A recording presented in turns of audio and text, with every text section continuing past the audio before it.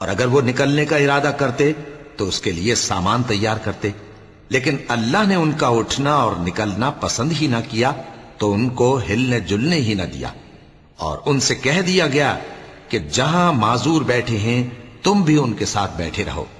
اگر وہ تم میں شامل ہو کر نکل بھی کھڑے ہوتے تو تمہارے درمیان شرارت کرتے اور تم میں فساد ڈلوانے کی غرض سے دوڑے دوڑے پھرتے، اور تم میں ان کے جاسوس بھی ہیں، اور اللہ ظالموں کو خوب جانتا ہے۔ یہ پہلے بھی طالب فساد رہے ہیں اور بہت سی باتوں میں تمہارے لیے الٹ پھیر کرتے رہے ہیں، یہاں تک کہ حق آ پہنچا اور اللہ کا حکم غالب ہوا اور وہ برا مانتے ہی رہ گئے۔ اور ان میں کوئی ایسا بھی ہے جو کہتا ہے کہ مجھے تو اجازت ہی دیجئے اور آفت میں نہ ڈالیے، دیکھو یہ آفت میں پڑ گئے ہیں اور دوزخ سب کافروں کو گھیرے ہوئے ہے۔ اے پیغمبر، اگر تم کو آسائش حاصل ہوتی ہے تو ان کو بری لگتی ہے، اور اگر تم پر کوئی مشکل آ پڑتی ہے تو کہتے ہیں کہ ہم نے اپنا کام پہلے ہی درست کر لیا تھا، اور خوشیاں مناتے لوٹ جاتے ہیں۔ کوئی مصیبت نہیں پہنچ سکتی بجز اس کے جو اللہ نے ہمارے لیے لکھ دی ہو، وہی ہمارا کارساز ہے، اور مومنوں کو تو اللہ ہی پر بھروسہ رکھنا چاہیے۔ کہہ دو کہ تم ہمارے حق میں دو بھلائیوں میں سے ایک کے منتظر ہو، اور ہم تمہارے حق میں اس بات کے منتظر ہیں کہ اللہ یا تو اپنے پاس سے تم پر کوئی عذاب نازل کرے یا ہمارے ہاتھوں سے تمہیں عذاب دلوائے، سو تم بھی انتظار کرو، ہم بھی تمہارے ساتھ انتظار کرتے ہیں۔ کہہ دو کہ تم مال خوشی سے خرچ کرو یا ناخوشی سے، تم سے ہرگز قبول نہیں کیا جائے گا، تم نافرمان لوگ ہو، اور ان کے خرچ کیے ہوئے مالوں کے قبول ہونے سے کوئی چیز مانے نہیں ہوتی سوائے اس کے کہ انہوں نے اللہ سے اور اس کے رسول سے کفر کیا، اور نماز کو آتے ہیں تو سست و کاہل ہو کر، اور خرچ کرتے ہیں تو ناخوشی سے،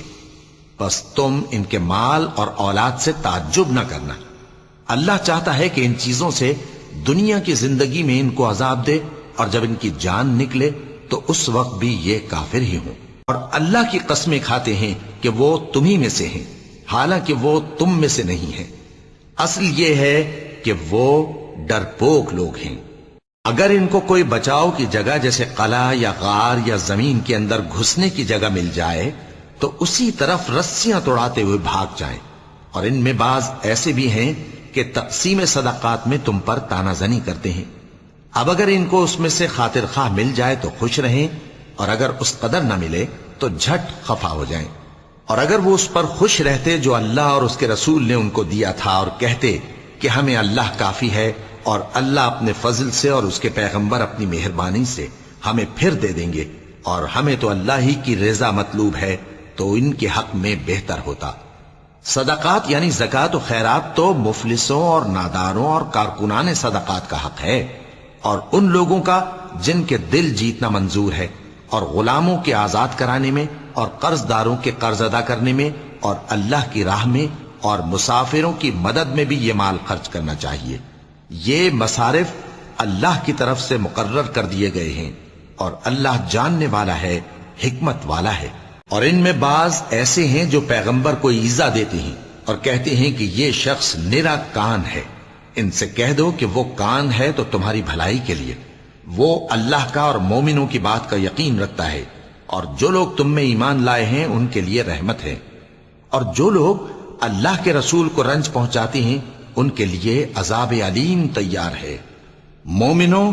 یہ لوگ تمہارے سامنے اللہ کی قسمیں کھاتے ہیں تاکہ تم کو خوش کر دیں، حالانکہ اگر یہ دل سے مومن ہوتے تو اللہ اور اس کے پیغمبر اس بات کے زیادہ حقدار ہیں کہ یہ انہیں خوش کریں۔ کیا ان لوگوں کو معلوم نہیں کہ جو شخص اللہ اور اس کے رسول سے مقابلہ کرتا ہے تو اس کے لیے جہنم کی آگ تیار ہے جس میں وہ ہمیشہ جلتا رہے گا؟ یہ بڑی رسوائی ہے۔ منافق ڈرتے رہتے ہیں کہ ان کے بارے میں کہیں کوئی ایسی صورت نہ اتر آئے کہ ان کے دل کی باتوں کو ان مسلمانوں پر ظاہر کر دے۔ کہہ دو کہ ہنسی کیے جاؤ، جس بات سے تم ڈرتے ہو اللہ اس کو ضرور ظاہر کر دے گا، اور اگر تم ان سے اس بارے میں دریافت کرو تو کہیں گے کہ ہم تو یوں ہی بات چیت اور دل لگی کرتے تھے۔ کہو کیا تم اللہ اور اس کی آیتوں اور اس کے رسول سے دل لگی کرتے تھے؟